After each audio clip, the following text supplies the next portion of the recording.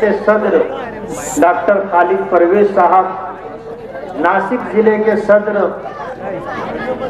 الحاج عبد المالک یونس عیسیٰ صاحب، اسٹیج پر بیٹھے ہوئے تمام کارپوریٹر، پارلیمنٹری بورڈ کے لوگ، علماء کرام اور سامنے اور اسٹیج کے دائیں بائیں اور پیچھے آج اس جلسے میں شرکت کے لیے جتنے لوگ آئے ہیں، اسی طرح گھروں میں بیٹھی میری غیرت مند اور پردہ نشین مائیں اور بہنیں، یہ ہمارا پہلا جلسہ ہے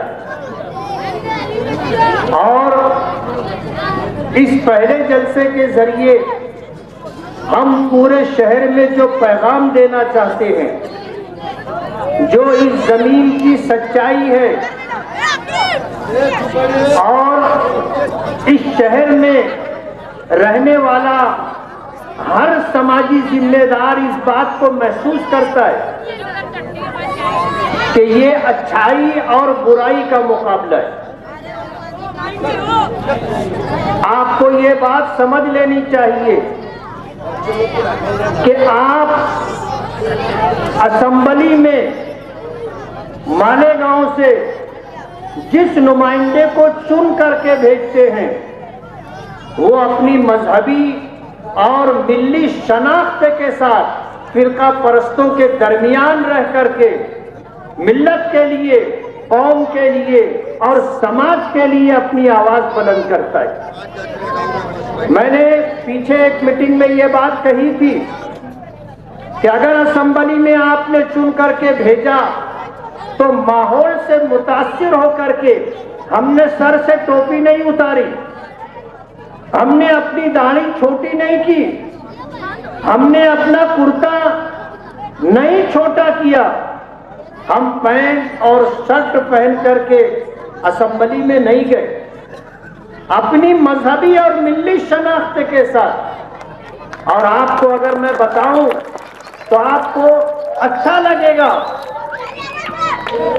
آپ کو اچھا لگے گا کہ جب ودھان بھون میں اور منترالیہ میں میں اپنے ساتھیوں کے ساتھ چلتا ہوں تو سب نظر اٹھا کر کے مسلسل دیکھتے رہتے ہیں کہ یہ کون مولانا ہے۔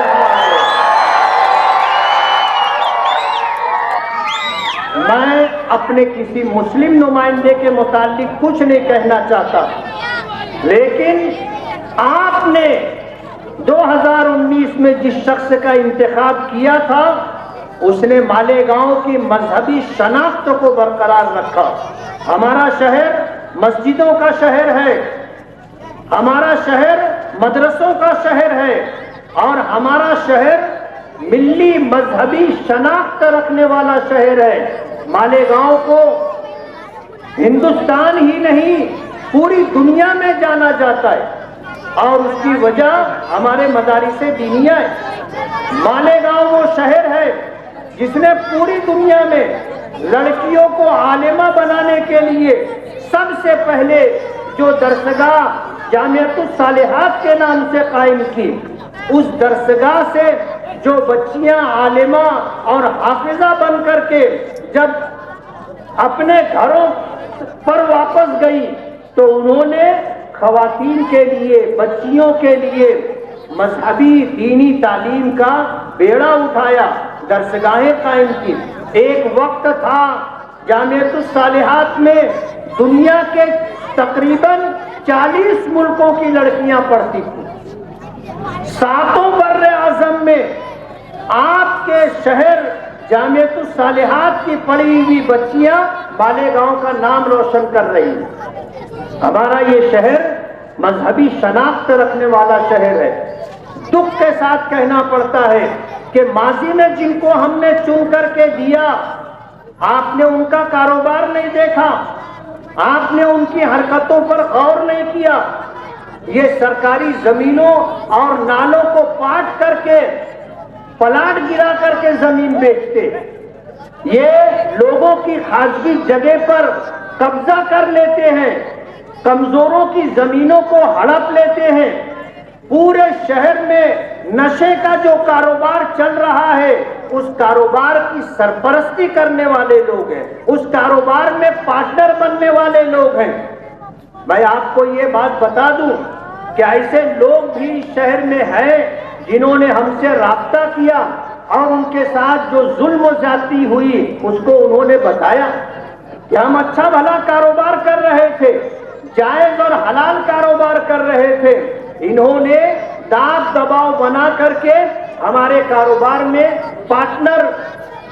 پارٹنرشپ لی، اور اس کے بعد جب کاروبار میں مندی آنے لگی تو جائز اور حلال کاروبار سے نکال کر کے ہمیں غیر قانونی کاروبار میں ڈال دیا گیا۔ اور میں بہت صفائی کے ساتھ کہنا چاہتا ہوں اور سچی بات ہے اس لیے کہہ رہا ہوں، مجھے ڈر نہیں ہے، خوف نہیں ہے۔ ایک جان ہے، لے گا تو کون لے گا؟ اللہ لے گا۔ عبد المالک کے اوپر جان لیوا حملہ ہوا تھا، لیکن اللہ کو منظور نہیں تھا آج ہمارے درمیان زندہ و سلامت بیٹھے۔ کوئی اپنی مرضی سے کسی کی جان لے لے ایسا نہیں ہوتا، اور جب وقت پورا ہو گیا تو پھر دنیا کی کوئی طاقت اس کو بچا بھی نہیں سکتی۔ موت آئے گی تو اسے جانا ہوگا، ہمیں کوئی ڈر اور خوف نہیں ہے۔ یہ خود پولیس خبری ہے، اپنے ساتھیوں کو جب غیر قانونی کاروبار میں ڈال دیتے ہیں تو خود ہی پولیس کو خبر بھی دیتے ہیں۔ میں پولیس ڈپارٹمنٹ کے ان آفیسران کو جانتا ہوں جو ان کے کانٹیکٹ میں ہیں، اور ان کے بولنے پر ان کے ہی ساتھیوں پر ریڈ کرتے ہیں، اور پھر کٹنی کھانا ٹونا لگانے کے بعد ٹونا چھڑانے کے لیے بھی آ جاتی۔ جس کو ریڈ کرا کر کے پھنسایا اس کو بچا کر کے اس پر احسان بھی جتاتے، اور غیر قانونی کاروبار کا ثبوت اپنے پاس رکھتے تاکہ یہ بیچارہ کبھی ہم کو چھوڑ کر کے جا نہ سکے۔ ایسے آکڑی لگا کر کے اس کو پھنسا کے رکھتے۔ آج ان کے ساتھ جو لوگ ہیں ان میں سے اکثر ایسے لوگ ہیں جو دل سے ان کے ساتھ نہیں ہیں، ان کی مجبوری ہے اور مجبوری میں ان کے ساتھ نظر آتے ہیں۔ انہوں نے پورے شہر میں غنڈہ گردی کرنے والے، پورے شہر میں غیر قانونی منشیات کا کاروبار کرنے والے لوگوں کو جمع کیا۔ آپ نے ان کے اسٹیج کے فوٹو دیکھے ہوں گے، گانجا بیچنے والے، ایم ڈی بیچنے والے اور ایسے بہت سارے لوگ، آپ ان کو شکلوں سے دیکھ کر کے پہچان لیں گے۔ یہ کوئی سماج کے عزت دار لوگ نہیں ہیں۔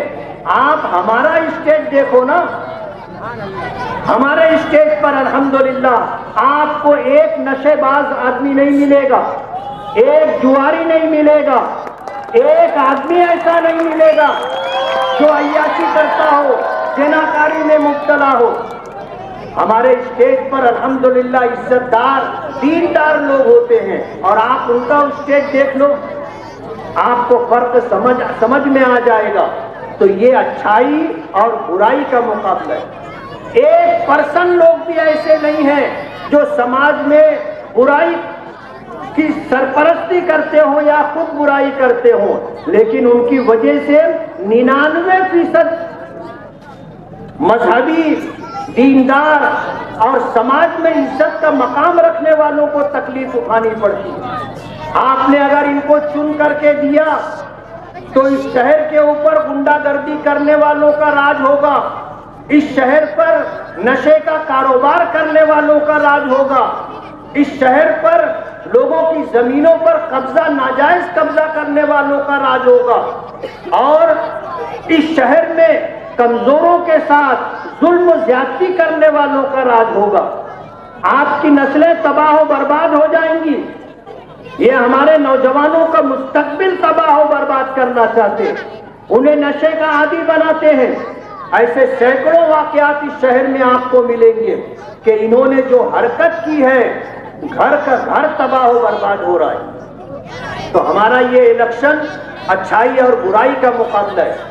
इन्होंने इस शहर के साथ, आपके साथ जो हरकत की है वो मैं आपको याद दिलाना चाहता हूं। जब 2019 का इलेक्शन हारे तो शहर से तकरीबन 40 से 45 हजार वोट कटवा दिए और खुद ही ऐलान करते थे कि इतने बोगस वोट हमने कटवा दिए, जबकि उनमें वो लोग थे जिनके बारे में इनका ये गुमान होता था कि ये हमको वोट नहीं देते, उनका वोट कटवा दिए। ये तो पार्लियामेंट इलेक्शन आया तो पार्लियामेंट इलेक्शन आने के बाद पोल खुल गई और लोगों को समझ में आ गया कि हमारा वोट इन्होंने कटवा दिया। आज हम इस मुल्क में फिरका परस्तों को पीछे करना चाहते हैं, उनकी हुकूमत खत्म करना चाहते हैं और इन्होंने पार्लियामेंट इलेक्शन में हमें वोट देने से महरूम रखा। हमें बताने वालों ने बताया है कि तकरीबन इनकी तैयारी 30,000 बोगस वोटों की है। पिछला 2019 का इलेक्शन, उससे पहले 2014 का इलेक्शन, 2014 के इलेक्शन में ये तकरीबन 17,000 वोट से जीते थे। बाप बेटे जब जीतने के बाद बैठे तो मरहूम शेख रशीद साहब ने अपने फर्जंद शेख आसिफ से ये कहा था कि हम हार गए हैं, जीते नहीं है, हमने 22,000 बोगस वोट डाली है, तब जाकर तू 17,000 वोट से जीता है। अगर 22,000 बोगस वोट नहीं डाली जाती तो वो मौलाना फिर जीत जाता। अब उनकी तैयारी 30,000 बोगस वोट की है। मैं आपको ये बताना चाहता हूं कि अगर आपका बोगस वोट डाला गया तो आप वहां जाइए, आप हमारे लोगों को बताइए, आपको चैलेंजिंग वोट देना है और वहां का अगर प्रिसाइडिंग ऑफिसर आपको मना करे तो उसको मना करने का हक नहीं है। आपको ये हक दिया है कानून ने। होता यह है कि प्रिसाइडिंग ऑफिसर नहीं बोल देता है, हम लोग एक दूसरे का मुंह देख करके वापस आ जाते। आप वापस ना आए, आप एक चैलेंज बनकर उसके सामने खड़े हो जाएं कि ये मेरा आधार कार्ड है और वोटर के अंदर मेरा नाम है, मैंने वोट नहीं दी है, किसी ने बोगस वोट डाली है, मैं वोट देना चाहता हूं और उसको वोट डलवाना पड़ेगा। आप वापस मत आना, आप वापस मत आना, आपका हक है। इलेक्शन कमीशन की तरफ से ये हक आपको दिया गया है। हम तो इसके सत्याभाव के लिए कोशिश करेंगे, लेकिन अगर ऐसा कुछ हो गया तो आपको वापस नहीं आना है, आपको वोट देना है। इनके साथ जो लोग होते हैं वो लोग गैर कानूनी हथियार लेकर के साथ में चलते। मैंने इससे पहले भी पुलिस डिपार्टमेंट को इस बारे में खबरदार किया कि आप उनके साथ, उनके आगे पीछे रहने वालों की चेकिंग करें। उनके पास आपको हथियार मिलेगा। और आपको मैं ये पैगाम देना चाहता हूं कि अगर आपके साथ, हमारे साथ किसी तरह की कोई ज्यादती हुई और हम पर अटैक हुआ, आप पर अटैक हुआ और पब्लिक ने अटैक करने वालों को पकड़ करके अगर जवाबी कार्रवाई की तो उसके जिम्मेदार डिपार्टमेंट होगी। हम बार बार ये बात कहना चाहते हैं कि पुलिस डिपार्टमेंट अपनी जिम्मेदारी पूरी करे। अगर इन लोग डिपार्टमेंट ने इस बात को नोट नहीं किया और इस तरह की कोई घटना घटी कि पब्लिक ने ऐसे लोगों को मारा और रवाना कर दिया तो पुलिस डिपार्टमेंट उसके जिम्मेदार होगी। आपको डरने की कोई जरूरत नहीं है। आज शहर में एक बहुत बड़ा तबका जुल्म के खिलाफ और गुंडागर्दी के खिलाफ उठ खड़ा हुआ है। हम डरने वाले लोग नहीं हैं। हालात मुश्किल जरूर हैं, हालात मुश्किल जरूर हैं। डॉक्टर खालिद परवेज साहब ने जो बात कही कि आप मुफ्ती इस्माइल का इलेक्शन नहीं लड़ रहे, आप यूनुस ईसा खानवादे का इलेक्शन नहीं लड़ रहे हैं, आप इलेक्शन लड़ रहे हैं तो अपने शहर के लिए लड़ रहे हैं, शहर की तहजीब के लिए लड़ रहे हैं। اپنے نوجوانوں کا مستقبل محفوظ رہے اس کے لیے لڑ رہے ہیں، اچھائی کا غلبہ ہو اور برائی مٹے آپ اس کے لیے الیکشن لڑ رہے ہیں۔ ہم میں کا ہر شخص ذمہ دار ہے۔ نبی کریم صلی اللہ علیہ وسلم کا ارشاد مبارک ہے، من رہا منکم منکرا فلیغیرہ بیدہ، کہ تم میں سے جو شخص برائی کو دیکھے تو پہلا درجہ ایمان کا یہ ہے کہ اس کو طاقت سے روکے۔ فَإِن لَّمْ يَسْتَطِعْ فَبِلِسَانِهِ، اور اگر طاقت سے نہیں روک سکتا تو پھر اس کو اپنی زبان سے روکے، یعنی برائی ہونے کا اعلان کرے کہ یہ غلط ہے۔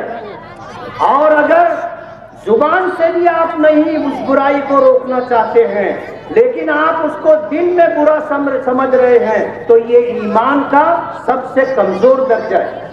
اور آج شہر ایمان کے سب سے کمزور درجے پر ہے کہ دل میں تو ان کو برا سمجھ رہا ہے لیکن زبان سے برا نہیں کہہ رہا ہے، طاقت سے برائی کو روکنے کے لیے آگے نہیں آ رہا ہے۔ ہم کو ایمان کا پہلا درجہ اختیار کرنا ہوگا۔ اور یہ ظالم لوگ بہت بزدل ہوتے، سکھی دیتے۔ میں نے ہمیشہ یہ بات کہی، ہمارے اسٹیج پر لقمان عتیق کمال کا بھتیجا یہ بیٹھا ہے، تھوڑا ہاتھ دے، آپ دیکھ لو، یہ کوئی عبد المالک جیسا نہیں ہے، قداور اور تنور ایسا نہیں ہے، ہلکا پھلکا، قد کم ہے، جسم اکیرا ہے۔ لیکن جب پوار والی پولیس اسٹیشن میں خالد حاجی نے دھمکی دی کہ الیکشن کے بعد تیرا ہاتھ پاؤں توڑ دیں گے تو اس نے کہا اگر ہمت ہے تو یہیں چل، ابھی توڑ کر کے بتا۔ ایک جملہ کہنا تھا، تم دبا لیے، پیچھے ہٹ گئے۔ ان کے ساتھ جتنے لوگ تھے وہ سب اس کا چہرہ دیکھنے لگ گئے۔ آپ اگر ظلم برداشت کرو گے تو آپ کے ساتھ ظلم کیا جاتا رہے گا، اور اگر ظلم کے خلاف آپ کھڑے ہو گئے تو آپ یقین مانو آپ کے سامنے کوئی ایسا گنڈا دادا گیری کرنے والا ٹکے گا نہیں۔ اس لیے میں آپ سے یہ گزارش کرتا ہوں کہ آپ ڈرے نہ، بلا خوف و خطر کے آپ اپنا حق استعمال کریں ووٹ دینے کا۔ مجلس اتحاد المسلمین کے ذمہ داران کا میں شکر گزار ہوں کہ انہوں نے 5 سال مکمل ہونے پر میری کارکردگی سے مطمئن ہو کر کے انہوں نے الحمدللہ آج خود میرے ٹکٹ کا اعلان کیا، اور الحمدللہ ابھی ماجد حاجی جو ہے میرا ایڈی فارم یعنی ٹکٹ لے کر کے آ گئے ہیں، اور انشاءاللہ ہم 2-4 دنوں کے اندر اپنا فارم داخل کریں۔ تو میری آپ سے یہ گزارش ہے، وقت میرے پاس کم رہا، یہ میرے پاس لسٹ ہے جس میں تقریباً وارڈ نمبر 17 اور اس کے آس پاس ہم نے تقریباً 15 کروڑ 76 لاکھ روپے کا کام کیا ہے، جس میں سے کچھ کام ہو چکے ہیں اور زیادہ کام ہونے باقی ہیں، جس میں خاص طور پر نعمانی برج ہے، اور تقریباً 4, 5, 6 مقامات پر ہماری ماؤں اور بہنوں کے لیے سنڈاس بننا، 20 سیٹ کی سنڈاس بننا باقی ہے۔ ہم نے وعدہ کیا تھا اپنی ماؤں اور بہنوں سے کہ ہم آپ کے لیے سنڈاس بنوا کر کے دیں گے، اور الحمدللہ رمضو ممبر کی کوشش رہی، ساجد ممبر کی کوشش رہی، کارپوریشن سے ہم نے تقریباً 1.5 کروڑ روپے کا بجٹ ڈلوایا ہے، اور یہ سنڈاس عنقریب انشاءاللہ بنے گی۔ میں آپ سبھی حضرات کا بہت بہت شکر گزار ہوں کہ آپ اس جلسے میں تشریف لائے، لیکن حالات کو سمجھ کر کے آپ کو الیکشن پوری طاقت کے ساتھ لڑنا ہے، اور آپ نے اگر اسے اپنا الیکشن سمجھ لیا تو پھر انشاءاللہ اللہ ہمیں کامیابی اور عزت عطا کرے گا۔ وآخر دعوانا الحمدللہ رب العالمین۔ جمعہ کے دن سیلانی چوک پر جلسہ ہوگا، آپ سبھی حضرات سے شرکت کی گزارش ہے۔ سبحان اللہ و بحمدہ، سبحانک اللہم و بحمدک، نشہد ان لا الہ الا انت، نستغفرک و نتوب الیک۔